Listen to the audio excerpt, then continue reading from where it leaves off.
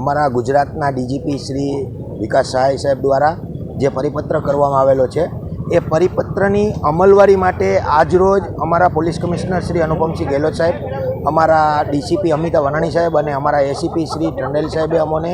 Collector office ખાતે જે સરકારી કર્મચારીઓ હેલ્મેટ વગરના આવે છે એની સામે દંડનીય કાર્યવાહી કરવા માટેની સૂચનાઓ અમને આજરોજ મળેલી હતી, જેમાં અમારી ટીમ સાથે કલેક્ટર ઓફિસ ખાતે સવારથી હાજર છીએ અને જે લોકો ખરેખર હેલ્મેટ પહેરીને આવે છે એનું અમે પુષ્પથી સ્વાગત પણ કરીએ છીએ અને જે લોકો હેલ્મેટ વગર આવે છે એમની સામે દંડનીય કાર્યવાહી ઓનલાઈન એમની વિરુદ્ધમાં મેમોની કાર્યવાહી ચાલુ છે। સુરત શહેરની તમામ સરકારી કચેરીઓ ખાતે આજે પોલીસ અલગ અલગ ટીમો બનાવીને હાજર છે અને કોઈ પણ સરકારી કર્મચારી હેલ્મેટ નહીં પહેરે તો તમામ વિરુદ્ધ દંડનીય કાર્યવાહી કરવામાં આવશે।